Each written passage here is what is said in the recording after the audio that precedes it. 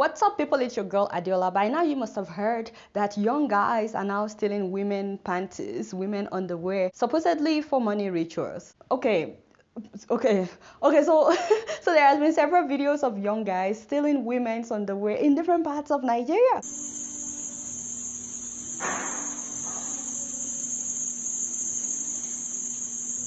And some of them had been caught in the act.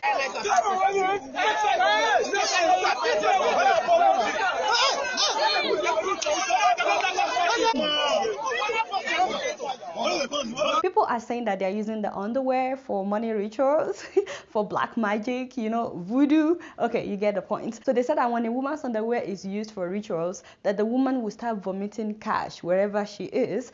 She'll be vomiting thousands of naira, and that the money disappears after some minutes. So the person that used her for ritual gets the money. So they call it human ATM. I don't know what to believe. So some people believe this, some people don't, obviously. Also, there was a housemaid that was caught stealing her madam's underwear, and I think the madam's daughter's underwear as well. O kò tí ẹ kó máa wọ̀ ṣé tó bá fẹ́ kó pàǹtì oní pàǹtì tó bá fẹ́ máa wọ̀ ṣé o lè sọ fún wọn pé o fẹ́ máa wọ̀ pàǹtì ẹ̀rù ẹ̀ ń bà mí ló ṣe kó pàǹtì mi lẹ́yìn. Can you imagine? Okay, this is serious. You see why we have to talk about this. So the police have said that they cannot be investigating underwear thieves. They said we don't investigate divination or morality except for related acts that constitute a criminal offense. I mean, I don't know what to say. I don't know what to say about this, because to me this is just a result of series of problems with ripple effects. There are so many factors that would lead young people, people that are educated, to stealing underwear in the hopes of making money. And also a lot of factors that would lead people to believe that they can become wealthy by stealing underwear. And we're talking about educated people. First of all, the Nigerian labor force doesn't employ graduates that we have each year. The parents will struggle to afford to get their children educated, but upon graduation, there are instances where the child is staying home for years. Some people for 5 years with no job. They are frustrated and they are desperate to do anything to make a living. A majority of kidnappers in Nigeria today, as you guys know, are educated. We've heard about master's degree holders among kidnappers in Nigeria. It's quite unfortunate. The unemployment rate in Nigeria has led to a higher crime rate in the country. Also, our education system has become nothing to write home about. Students are not challenged to create their own jobs. Those who invent things in school, they are not encouraged to continue. Many of them lack funds for the mass production of their prototypes. So we hear about them and then that's the end of it. People like this would have been able to go on and establish big companies. Meanwhile, our society is so used to taking shortcuts to get anything done. The mindset of so many Nigerians is that you have to know somebody if you want to get something. You have to be connected to get admission to the university. You have to be connected to get a job. You have to be connected to get your driver's license. We're so used to shortcuts to the point where people want to make money without working for the money, which is why young people today will be willing to kidnap people, will be willing to do rituals and steal underwear in the hopes of making money. And in terms of solution, I think first of all the government needs to work on creating jobs. They need to create more jobs for people. You cannot have majority of graduates unemployed and not expect crime rate to increase. They also need to build our infrastructure, because that would attract investors and create more jobs. The government needs to empower people. They need to empower business owners. But again, we need infrastructure, especially stable electricity for business owners to thrive. Also, our education system needs to be more challenging and it has to engage people's faculty. Students shouldn't be giving money to professors or sleeping with professors in order to pass. We need to eradicate shortcuts in Nigeria and ensure that people observe due procedures in every sector. Until then, we will just be dealing with symptoms because we are not treating the cause of the symptoms. Today we're dealing with underwear, tomorrow it could be bra or people's hair. And we also need to work on jungle justice in Nigeria and let the police do their job. I know that people don't trust the police, but a lot of innocent lives have been lost to jungle justice in Nigeria. So we really need to work on that. In the meantime, if you're a woman and you normally air dry your underwear outside, maybe you should air dry it inside. I'm just saying. And also here is a little song to discourage underwear thieves. Pints cannot walk, our pints cannot walk, our pints cannot walk for you. If you take it for ritual and use it for ritual, Our pants cannot work for you. We don't want you now. Our pants cannot work. Our pants cannot work. Thank you so much, my sister. There you have it. Their pants will not work for you. Your pata go work. Your pata go work. Your pata go work for me. If I take it for this car, I will use that to buy best. Your pata go work for me. Hallelujah. You guys now don't know much. Guess what? I'm just keeping it real. And speaking of the coming election, it's been real. As you guys must have heard, the IPOB leader Nnamdi Kanu has announced that Atiku, the PDP candidate, is a Cameroonian, and so he has ordered his followers to boycott the coming election. He's been telling them to boycott for a long time anyway. So for those who may be wondering, Atiku's hometown used to be part of Cameroon before their independence in 1961, and so they became part of Nigeria in 1961. Here on Radio Biafra, anything I say is gospel. He was born in 1946. When did they join Nigeria? Was Atiku therefore born a Nigerian? Not at all. Then he shouldn't be contesting for the presidency. Atiku left Jonathan, our brother, to go and campaign for his own brother, who is a Fulani man, Bushiri. Anyway, but you know, I'm really surprised that his followers are not circulating this the way they were circulating that Buhari is Jubril from Sudan when he told them so. Is it possible that they've collected money from PDP? We are the children of light. Without us, Africa will remain poor forever and ever. We are the only hope of Africa. Biafra is the only hope, in fact, for every black man on the face of this very earth. Maybe they are just selective in the information that they circulate from the Mazi. Also, if they should boycott this election, they may just help Buhari to win the election. Deanut, wherever you are, listening to my voice, we the indigenous people of Biafra are saying on 16th of February, we are not going to vote in Biafra land. 16th of February, 2019. We are not interested in what they are doing. They may just help Buhari to win the election. I mean, so I say that if you are a follower of Nnamdi Kanu and you don't want Buhari to win in this coming election, you can vote him out. You know, there are options. You can either vote for the hurricane, or you can vote for the force, or the Cameroonian with a bomb tattoo. There are so many options.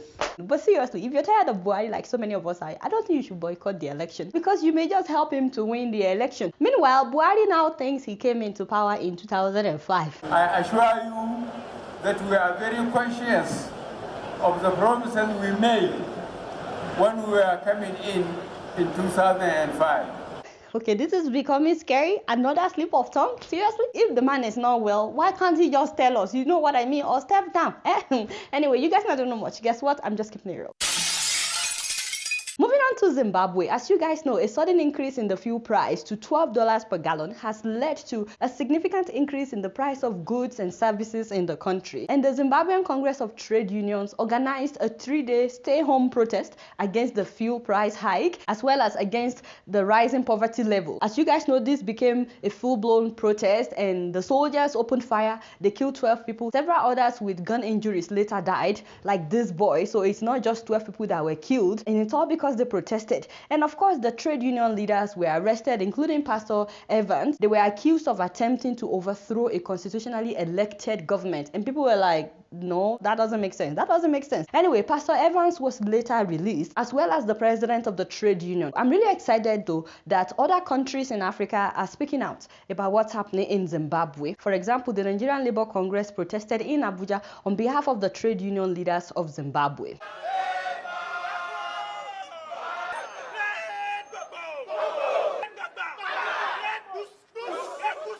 We are, as ITUC, will also write a formal petition to the International Court of Justice, because it is criminal for any government to turn around and kill its citizens. The blood of those citizens will surely be on the shoulders of Mungwagwe. Okay, I think he means Nangangwa. Okay, so also the Botswana Federation of Trade Unions are standing with the Zimbabweans. We organized the solidarity protest, which was today, 1st February 2019, and we marched in solidarity of workers in Zimbabwe. And not just that, the South African trade unions are also standing in solidarity with the Zimbabweans.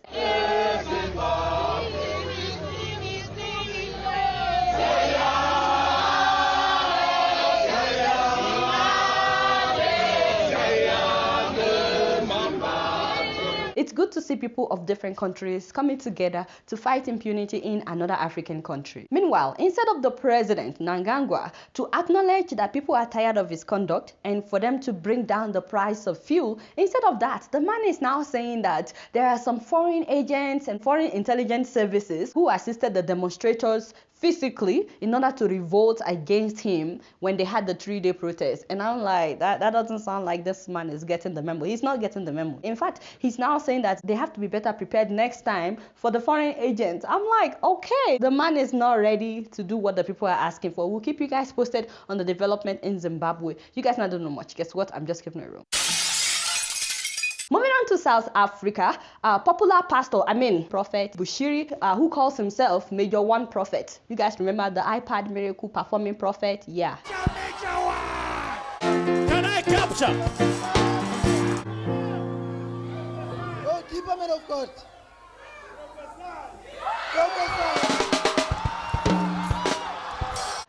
Exactly, that one. Thank you very much. So the 35-year-old shepherd Huxley Bushiri was arrested last Friday with his wife, and they've both been charged with fraud and money laundering. Of course, his church members are really upset. They are saying that this is a persecution against the man of God. In fact, they had to postpone his court hearing last Monday because his church members were outside protesting and praying vigorously.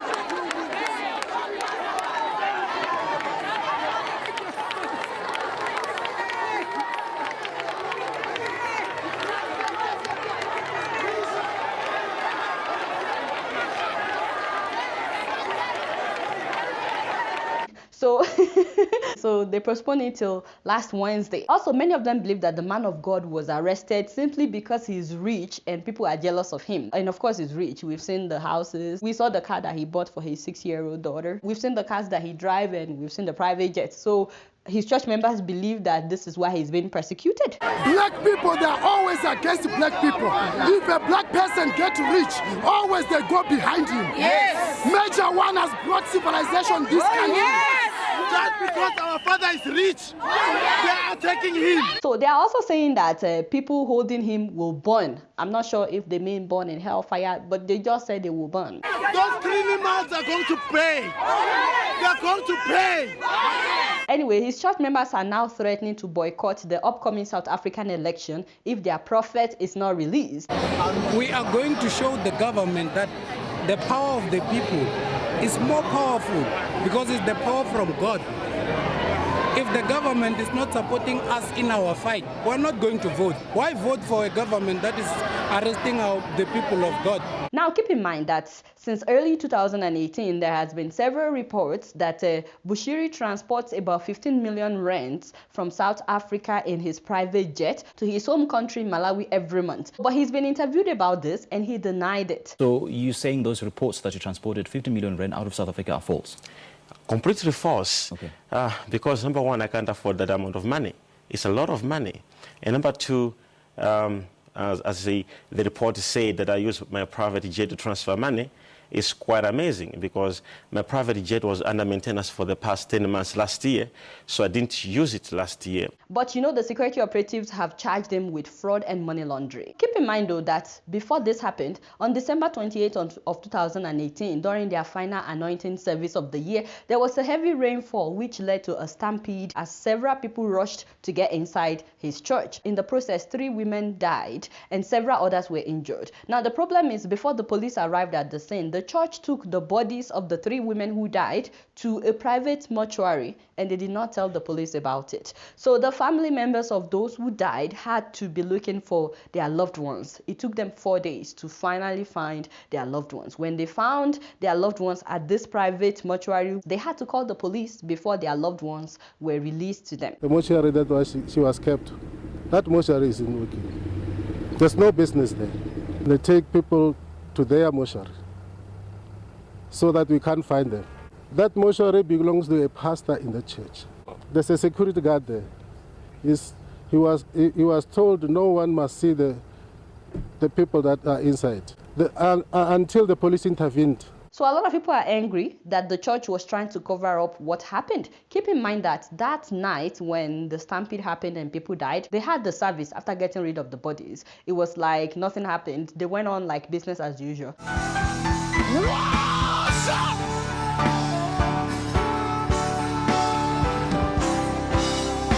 But when the police found out about the people who died, they closed down their church for 4 weeks. So a lot of South Africans are upset that even though they didn't cause the stampede, that there was no remorse for those who died and that they got rid of the bodies quickly without letting the police know, as if they were trying to cover up something. Meanwhile, some of his church members are saying that he wasn't the one that invited the people who died and that he didn't cause the stampede. He's not responsible for what happened. So why should they stop their church services for the sake of those who died? Anyway, as it is right now, some family members of those who died are asking for 1 million rand each as compensation from the prophet. My mother's body was like, you know, when I found her on Monday, we struggled to find my mother.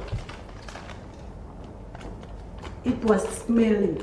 Sanko is calling for the bereaved families to be compensated with no less than 1 million rand each. Meanwhile, some South Africans are protesting that he must leave their country. Well, the protesters are demanding that Bushiri leave South Africa and return to his home country. On Friday night, irate members of Sanko in Tshwane blockaded the road next to one of the gates leading into the Pretoria showgrounds. They are demanding that the charismatic pastor leave the country. The church's lawyer agrees to meet them on Monday. In the meantime, the man of God has been granted bail and his wife, and his case has been adjourned. Breaking news: Enlightened Christian Gathering leadership at Bushiri and his wife have been granted 100,000 rand bail. The case has been postponed to the 10th of May. We'll keep you guys posted on the court case, but you guys not don't know much. Guess what? I'm just keeping it real. So I'm really excited to give you guys some updates about what we are doing among the Cameroonian IDPs in Nigeria. Thank you once again to all who donated. We're so grateful. Dr. Sesson, one of our board members, as well as Pastor Joel, who coordinated our 2 Benue outreaches, spent last weekend with the refugees at Ogoja settlement in Cross River State, where the United Nations set up a settlement for at least 7,000 refugees. Special thanks to the UN for letting us come in and be a part of what they are doing among these refugees. The UN is really doing an amazing job in getting them settled. So thank you so much to the UN, and also huge thanks to the Director General of SEMA for welcoming us as well. We couldn't do any of this without the UN and SEMA's cooperation. So last weekend we dug a borehole. Yay!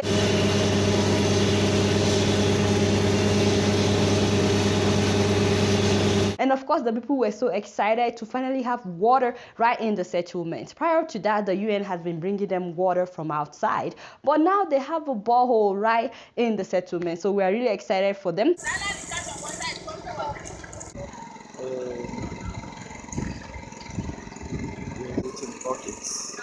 So we are getting them 2 big tanks to hold up to 10,000 liters of water so that they can just turn on the tap instead of having to pump, because there's a lot of people. It's going to be a lot of line. This is really significant because remember that we are also going to build them toilets. So we'll be able to channel some of the water from the borehole to the toilet. So we're really excited for them about that. This is an example of the toilet that they presently have. This is what a family of 7 using. So the second thing that they did last weekend was to distribute 1,000 reusable pads for women. Yay! For real, you have to be a woman to understand the importance of this. When you're a refugee and you're on your period, it's not funny at all. In fact, we wanted to give just the younger ladies, but you need to come and see the women. The grown-up women were like, we will not be left out of this. I heard that they fought until they were also given pads. Each woman received 4 reusable pads, 1 new underwear, 1 bar of soap, 1 pad holder, 1 Ziploc bag to keep used pad until they wash it. So the women were really excited about that. The second batch of the sharing going on. This is the people that have received the pads. All these women benefiting from KIRWA Foundation right here at Adagom Settlement, Cameroon refugees. the sharing is still going on. So each pad is 980 naira, and we ordered 1,000 pads. So we spent 980,000 naira on the pads to get 1,000 pads. Plus transportation from Abuja, we spent about 1 million naira on the pads. But guess what? They said it's not enough. There are women who were so disappointed that they couldn't get the pads. Keep in mind that these pads will sustain them for the next 2 to 3 years. They no longer have to worry about pads whenever they have their period. So being a medical doctor, Dr. Sesson went to visit the clinic at the settlement only to find out that they had no medication. He called me and he said, Adela, these people have no medication. The nurses are begging us for drugs. I was like, well, we didn't plan on doing that, but hey, it's not ideal that people will have no access to medication. You know, from time to time, there will be emergency cases. They have to be able to take care of that. So they went out that night and they bought them more than 25 different types of medication. They bought malaria medication, antibiotics, anti-diarrhea, anti-worm, iron medication for pregnant women, first aid medications. They bought medications worth 232,000 naira, and the nurses were so happy. This is one of the nurses thanking you guys for making this possible. Just for the use of the settlement for the meantime. Yeah. We hope that in time we'll still be able to provide more for you. We asked for small and we are giving like a handful of yam, but we appreciate from the bottom of our hearts. And ask that wherever it came out from, that God will restore. Oh, thank you so much. So we're really happy that now they have medication and they're so happy about that. So the main purpose of them going that weekend was actually to figure out the logistics of empowering people with skills that they could turn into money. So the first one is soap making. We've made arrangement for a soap maker that lives in the settlement to train 50 people. He would train them in batches. So he said that each training would need 20,000 naira for the materials that they need for the training. They will be training them for 10 weeks. So 20,000 naira for 50 trainees, that is 1 million naira. We've also made arrangements with 6 tailors, fashion designers. Each one of them will train 5 people for 6 months. And when they are done, we'll buy each one of them a sewing machine. So we'll buy them some sewing machines for the training and then buy each one of them a sewing machine upon graduation. And we want them to train others upon graduation. Also, they found 4 barbers among the refugees, each one willing to train 5 people in 2 months. And then they will train another 5 people for another 2 months. In total, each one of the barbers would train 15 people. Altogether, they would train 60 people. And of course, we'll buy each one of them clippers. And those 60 people will now train others as well. They also found 2 hairdressers who are willing to train 20 people. So they will also train them in batches. And so, of course, our representatives will be going back again to work with the people. Meanwhile, we'll also get started on building the toilet so that people can have good water and good toilets while they're being empowered. Those things are very important until you don't have access to them. That is when you will appreciate having a good toilet. Once again, thank you so much, guys, for all your donations. We wouldn't have been able to do any of these things without you guys. And as we continue to go along, I'll be bringing you like a breakdown of how much we have spent. So I just wanted to bring you some good news this week. A huge shout out to the Southern Cam Humanitarian Initiative. That's a Cameroonian organization here in the US. I believe they are based in Chicago. They called me that they wanted to donate, and I told them to put it on GoFundMe, but they asked whether GoFundMe would take part of the money, and I told them yes, GoFundMe will take certain % of the money. So they said no, we want you to have everything. So they mailed me a check of $1,500. Thank you so much for doing this. And you know the funny thing, they didn't know that we were thinking about buying reusable pads for the women, but on their check they wrote money for pads, and we were like, wow. So we were able to add this to the money that we used to buy pads. Thank you so much. We really appreciate you. Not just them, all the Cameroonian groups that donated, and every single individual that donated money. Thank you so much. We really appreciate you guys. And yes, we're still taking donations. You can donate on GoFundMe, or you can donate directly to our bank account here or our bank account in Nigeria. Well, you guys not don't know much. Guess what? I'm just keeping it real. Alright, y'all, it's been real, and I'm keeping it right up in here. Don't forget to follow me on Facebook, Twitter, and Instagram. And if you're yet to subscribe to my YouTube channel, please make sure that you do that. Until next week, I must see you later. Peace out.